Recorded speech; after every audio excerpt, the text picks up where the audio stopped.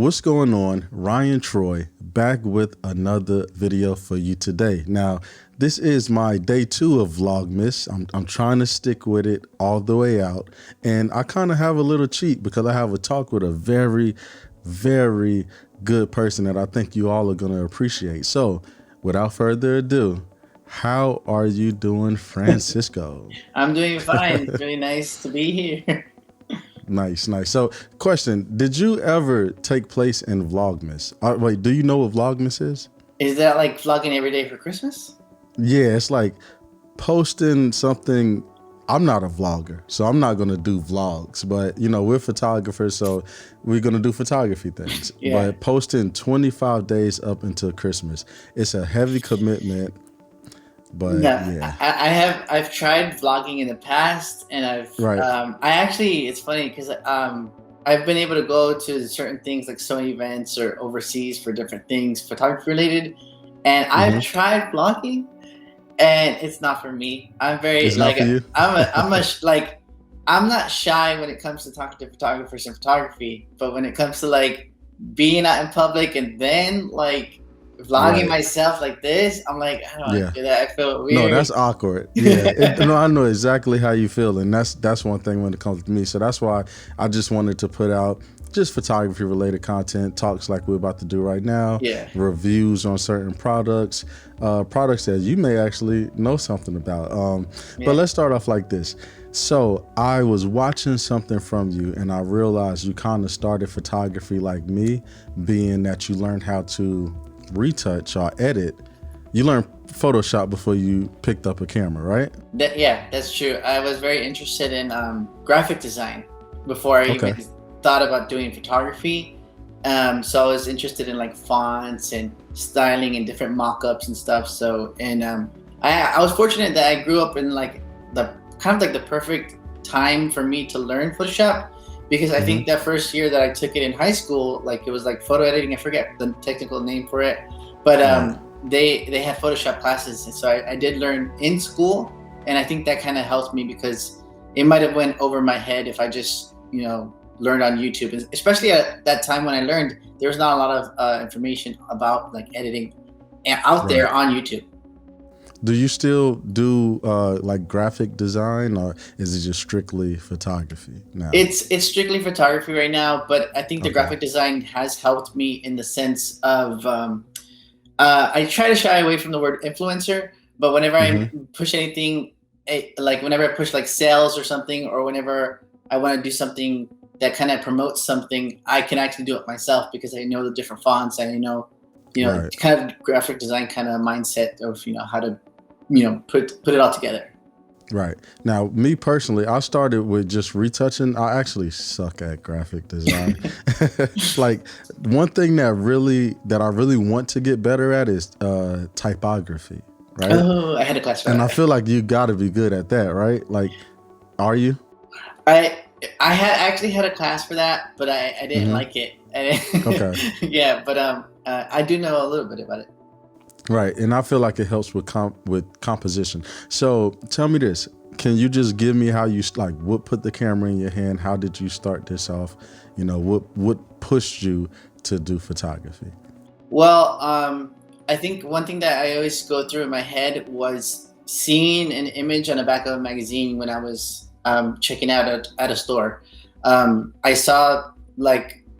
It was some like random tabloid magazine, I forget which one, but then I looked in the back, and I really liked the image. It was so beautiful. It was a what's it called, perfume ad, and I'm pretty positive it was Charlize Theron. I forget how you pronounce her name, but it was for Dior. And whoever shot that ad campaign, it made me want to learn lighting. It made me want to like just learn everything that I can about how to take that kind of photos. So although I was a little bit interested in photography like in high school and early on like with disposable cameras, I think that was the main drive that actually pushed it into like an actual kind of career thing, because it was just like I loved the image. So that made me just want to go hardcore into it and learn everything I can. Now when I started, because I like lighting as well, but when I started, I did it different than you. I went back and watched a video where you got was it alien bees? What was it that you like? Yeah, you went all out. I couldn't afford to do that, so I got the Yongnuo speed lights and used one as a trigger put the other one in slave mode, and did it like that. So I see that like you came such a long way when you first started, but like I said, you started with flash as well. Some people get into flash a little bit later. What made you feel like that was important? Because to me, flash is one of the most important things about photography. I consider us it's light. Photography is light to me, and just how we capture it. So what made you, feel like that was so important in the beginning? Well, I want to say, like, to be brutally honest with myself and everyone else, that I feel like my natural light photography skills was not really good. And it was definitely a lack of understanding entirely with photography, not just natural light.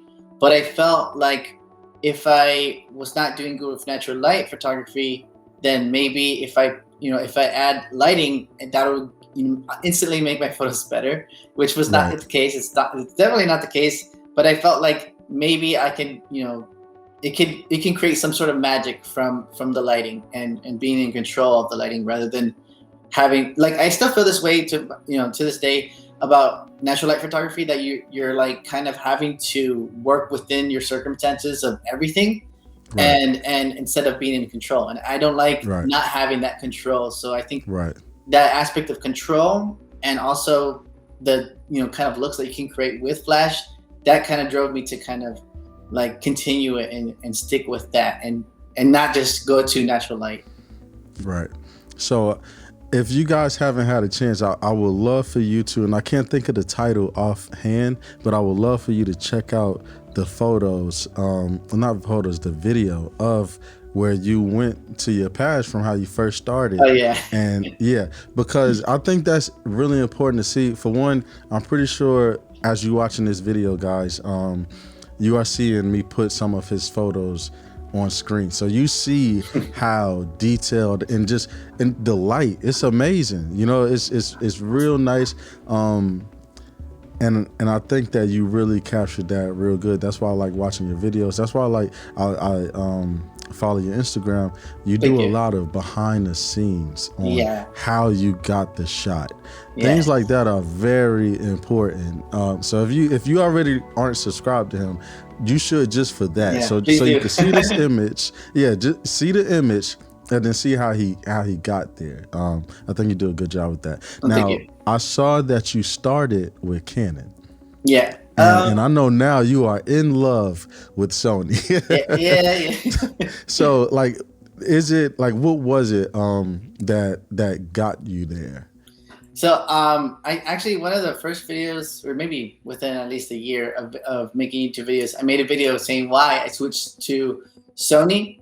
But the biggest reason was the eye autofocus. And it's so funny now, and I still think of it as funny, because back then in 2016, 17, maybe even 15, when Sony had eye autofocus, people considered it like a gimmick. They're like, nobody's gonna ever use that. It's not even, it's not even useful, which I thought was weird, because it's like, what do you mean? Like, I'm shooting shallow depth of field all the time. I love it. And I know that I misfocus a lot because it's so hard to nail focus. So if there's a feature that can help me with that, then I want to at least try it out. So when I tried that out with Sony, and it literally tracked the eye hardcore, I fell in love. I was like, what the heck? Why are people calling this a gimmick? It's helping you out. So I stuck with it. I was like, man, the video quality is also way better. And then the eye autofocus feature, holy crap. So I wanted to stick with that. I wanted that technology. I'm a big fan of awesome tech, and it helped so much. Right. Have you ever tried Nikon before? I'm a Nikon shooter. Have you ever tried Nikon before? So I actually did start with Nikon. Really?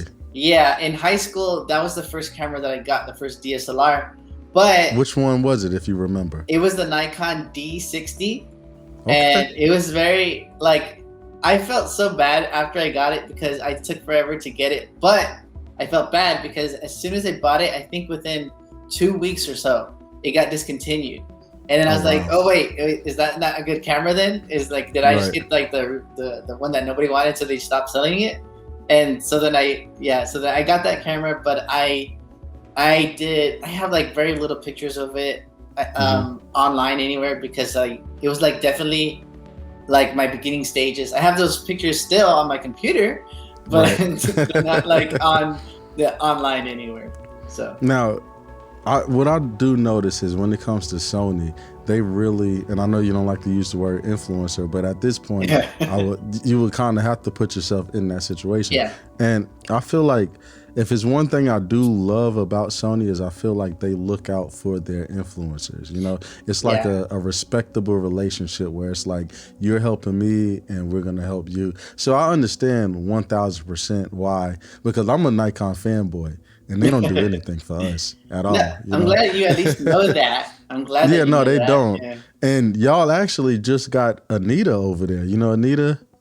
Because I know you know Irene. Yeah. So yes, Anita. They just got her. I'm glad you mentioned this because I think even still to this day, like every now and then, I kind of think about that program. It's for those of you who don't know, Sony has kind of different ambassador programs. One is like full-time professional older photographers. I don't want to say definitely older, but it's usually like the more wiser, experienced people. And then they have another ambassador kind of program, which is called the collective program. And I'm actually part of that program. But yeah, I still think that they did amazing. And I think it's only been since 2016 that they started it. But so far, I don't think Nikon or Canon does have something barely, but they don't have anything like that where it's just like, I think Sony did a great job. In other words, just tapping into, you know, the influencer market and saying, we want to create a program for that and make it mutually, you know, beneficial. And I think that's great that they did that. And I'm glad to be part of the program. Right. And Canon, just to touch on what you said, Canon, I don't know exactly what it is, but it is something. It's nowhere close to it.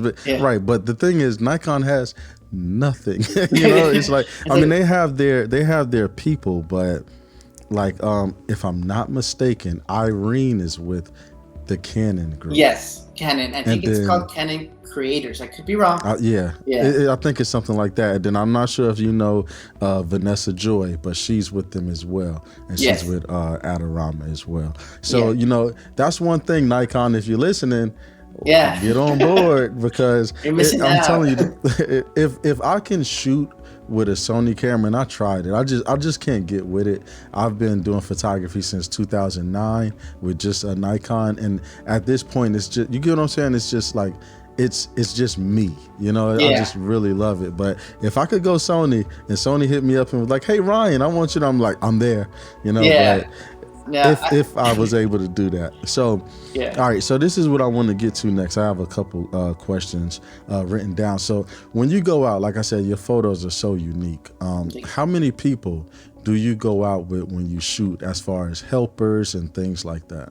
So that's a good question because for one, I try to always schedule my photo shoots so that my fiance is able to come with me and assist.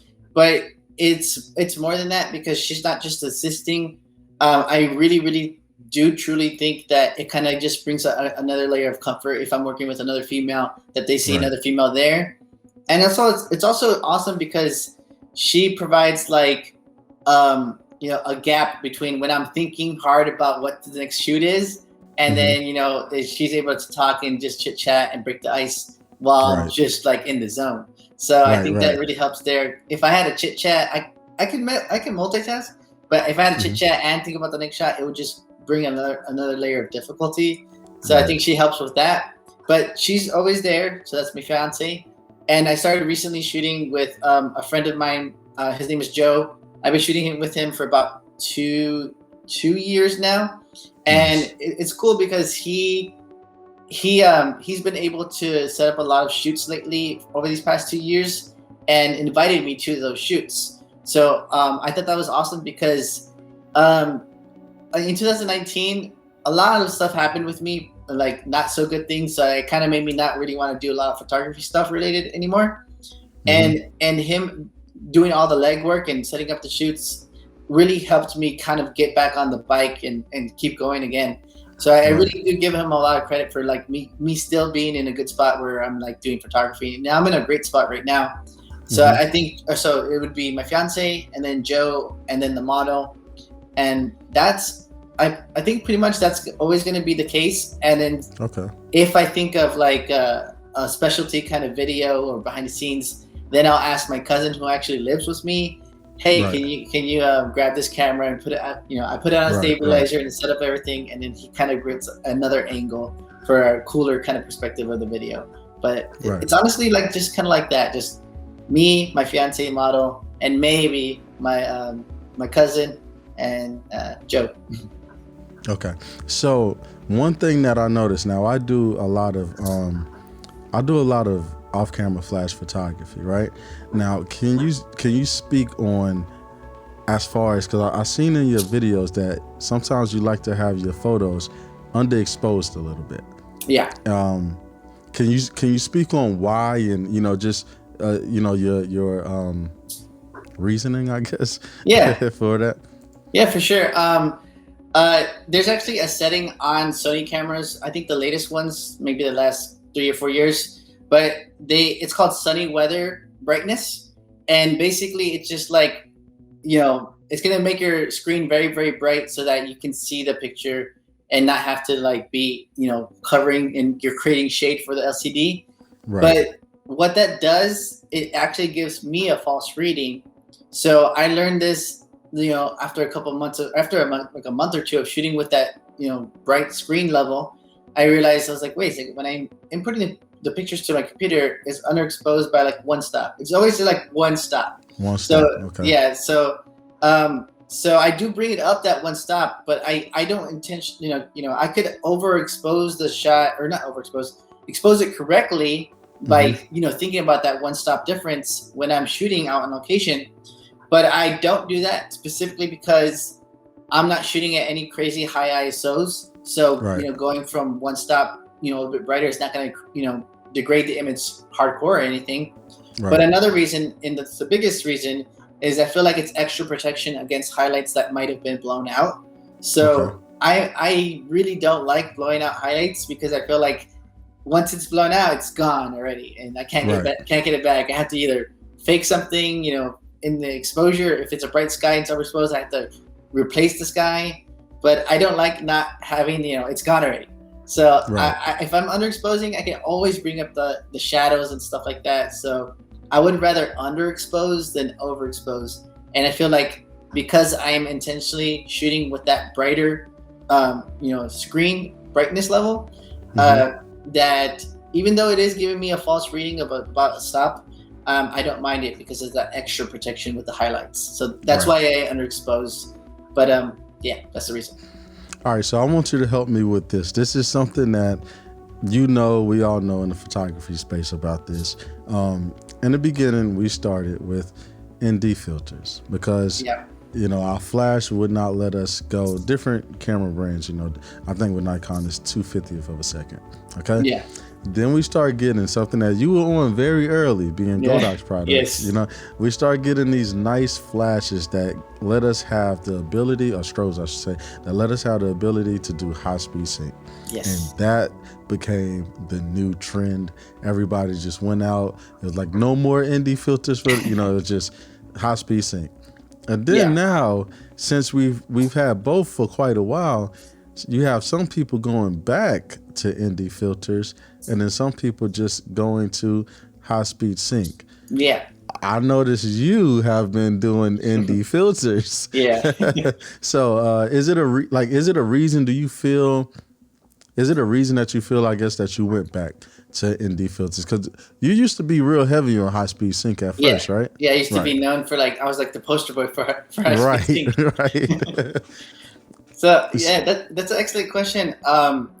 The reason I feel like when you get more knowledge with photography, it allows you to make better decisions. So from even the smallest thing about like aperture, like not if you didn't know the exposure triangle and then once you learn it, you can make more, educated decisions on your photography. Right. So when it comes to ND filters, the reason in the past, because I did use them before, like in 2013, 14, and maybe earlier, but I think 13 and 14 was like the main time that I tried ND filters. But back then I was using it because, like you said before, we were limited in the flash not being able to use those higher shutter speeds. Right. And then high speed sync came out, and then it changed the game. Right. So the reason why I've been shooting ND filters lately is because 2 years ago, when I was doing a shoot, I was actually at a Sony event called Sony Kando. I think it was the 3.0. It was the third one they did. It was just an event where they invite a lot of people and just have fun and create content. It's really awesome. Right. So I was there, and my transmitter messed up. So I was using the Godox transmitter and Godox 8200, and my transmitter messed up, and it wasn't working with high-speed sync. So then I'm like, God, what's going on? They luckily enough, they had a whole bunch of different gear to rent out, and I was like, I know from experience that since I can't use the higher shutter speeds to bring down the ambient, I can do the same thing with an ND filter. Right. So I rented out an ND filter from a company called Breakthrough Photography, and I used it at the shoot, and it allowed me to take the shots that I want with the lighting. And what I experienced after using high-speed sync for years up until that point, I don't think I used ND filters for a while before that, at least 3 years. So I was shooting with high-speed sync for up to 3 years nonstop. And then at that shoot, I was having to use the ND filter, and I felt like my flash was just so much stronger. Right. Like I know these lights in and out, and I felt, I was like, this light is acting as if it's 400 watts instead of 200 watts. Right. So then, so that was like kind of a big kind of eureka moment for me, because I was like, you know what, maybe I should try ND filters again. And it actually synced in perfectly, because there's a kind of, for the past 2 years, I think maybe a little bit longer than that, well, at least 2 years since people really knew about it, there's a filter that goes over the camera sensor instead of in front of the lens. And that timing of the, of when I started to learn about that filter, mixed with me, realizing that the flash was stronger without high-speed sync, it kind of created the perfect moment for me to start using ND filters. And the reason why, if I didn't explain already enough, is that the reason why high-speed sync felt weaker to me is because it actually is weaker. Because of the way that high-speed sync operates, you're going to lose power. So instead of 200 watts of power that you have, it becomes around 70 to 75 watts of power, which is a lot of power to lose. So I've been basically avoiding high-speed sync and using the ND filters because of the power loss and because of how convenient now the ND filters are. Before, in the past, I didn't like the whole part of attaching them to the lens and then taking them off. Exactly. I felt like it was something extra to worry about. But now it's just more convenient. It's smaller, it's over the sensor, and I can use multiple lenses with that filter. Right. All right. So I got two things I want to get into. I'm gonna try to get into them fast. I'm gonna make this question quick. All right. All right. So you're still a Godox guy, correct? Yes. Still your favorite brand. All right. Yep. So for a person just getting into off-camera flash photography and deciding they wanted to go the Godox route, which flash would you recommend? I feel you're gonna disappoint me with this because I keep telling people a certain one, but I want your opinion. Okay. What would you recommend? So it's not like a simple answer for me, but if I had to give a simple answer, it would be the Godox TT600. That would be my answer. Wait, because is that speed light? Yeah, it's the speed light because it's very cheap and it allows you to learn. That's why it would be my go-to to go. But if budget wasn't an option, then I would say... Yeah, we're going the AD route. I'm talking about the strobe route. Which one would you choose? Godox 8200. See, I knew he was going to disappoint me. See, I keep telling people, my favorite Godox strobe is the AD 300. That's my favorite too. Yeah, that's my favorite one. Yeah. And I was telling people, I think now, but see, I can understand why you would say the 200 because if you're using ND filters, the 200 is incredible. But for me that still use high speed sync, I feel like recycle time on the 300, although it takes the same battery, I feel like it's cooled differently. And the 8200 in high speed sync overheats a lot, where the 300 doesn't really overheat as much. So that's why I've been recently trying to push out the AD300. What's your favorite? So your favorite light is the AD300. What's your second? Because you like a 2 light guy, right? Yeah. That's a good question. I think if I had to choose a second favorite strobe, it would be the 400 Pro. It would be the 400 Pro. And that is my combination. So I always take my 600 with me just in case, but I take the 400, the 300 just to get it done. You know what I mean? Yeah, that's a great combination. Now I want to end. Yeah, I want to end on talking about your retouching, because that is where I think you should be a retoucher. Are you a retoucher? I retouch my own photos. Right, but so you don't, but nothing else. Okay. How long do you usually spend on an image? If I am making a video from these, you know what? I think it's always going to be that case. I would say a good hour is probably how long I would take. I can actually do it much faster, but I like taking my time. I feel like if I rush, I'll make mistakes and then realize them late. So I think a good hour, could be an hour and a half actually, of me kind of just relaxed editing is going to be a good amount of time, an hour and a half. And you keep all of your layers. Yeah, I've been saving my edits on my computer since 2014. So every time I have it's not every single edit, but every time I do like an awesome edit and I feel like it's like, oh wow, this one was a good edit, this is a good photo shoot, then I'll save that edit, and I have the whole album on my computer. It's like 70 gigabytes, and that's because I resized them and got rid of a lot of them recently.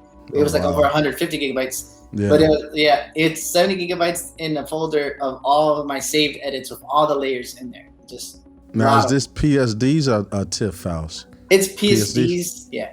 Okay. Is it because somebody told me to start saving TIFFs instead of PSDs because TIFFs are smaller? Is it really a difference, or was I lied to? Supposedly TIFF files are going to be the best for saving the quality at the max quality. Okay. I'm not sure about the size differences, but if like you mentioned earlier, you stick with Nikon because you it's just you. Mm-hmm. And I was going to say that like I'm a creature of habit too. Like if I'm stuck in something and it works for me, I'm going to stick with it.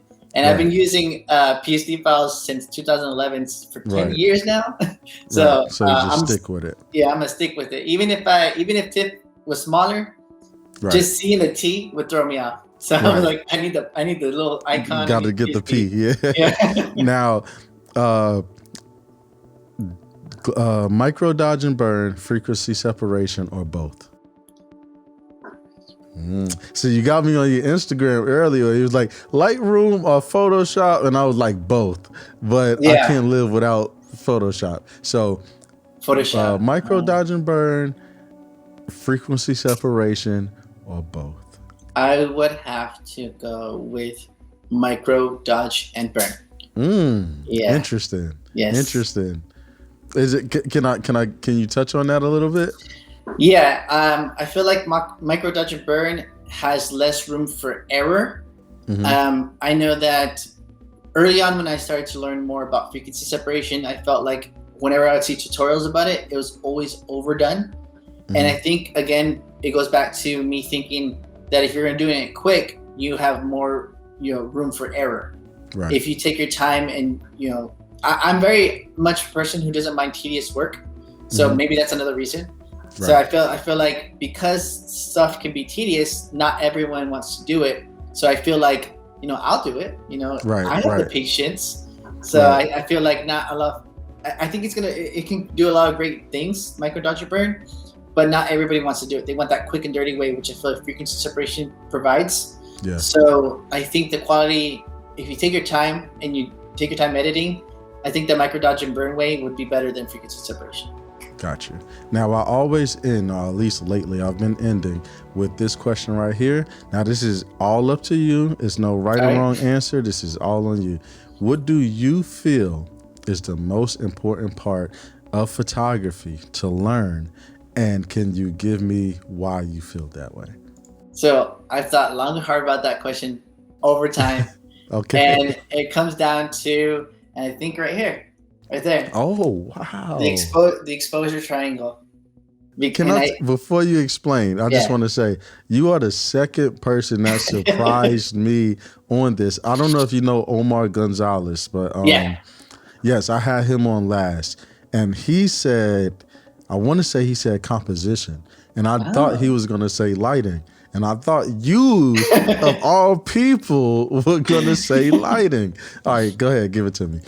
So I come from personal experience. That's all my way of learning and helping out is always from experience. And I did not know the exposure triangle for years. Years. That's ridiculous. And so I can go back into my old images and see where I messed up. A nicely lit room, I'm shooting at f/16 for some reason. And then I'm using flash and I'm using it direct. And I'm at ISO 1600 on my Nikon D60, which is grainy as hell.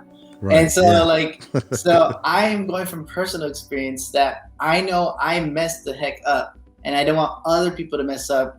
And it's so easy. It takes just reading it, just knowing those three things will be the foundation of having great images for a long time.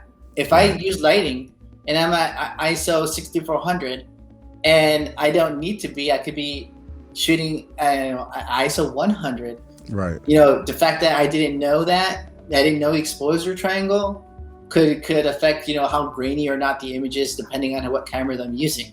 So, or shutter speed with how blurry or not the image is because I didn't know the exposure triangle. Right. Or, if I want that background out of focus or in focus, again, goes back to the exposure triangle. Right. So I think that once people learn that, they should learn that first and foremost, and then continue. Because not to crap on Omar's answer, but you can have an awesome composition, but it could be grainy as hell, or it could be blurry because of the focus, being too, the shutter speed being too slow, stuff like that goes to the exposure triangle. So I think people need to learn that and really grasp that concept, and it'll influence what lenses you'll buy, the compositions you'll take, the lighting that you use, and all that. Right. So before we get out of here, for one, I just want to say thank you. I want to say you are definitely appreciated in the photography space, man. You. I think that you are a great teacher. We need more people like you that could break things down. I try my best. Yeah, I suck at doing things like that, but it's good to have channels like yours. It's good to have channels like Robert Hall. If you are into lighting and everything, he will break down things about a strobe that I didn't even know existed. The color temperature. I'm like, whoa, wait. So I think that it is very important to have people like you on YouTube for the community.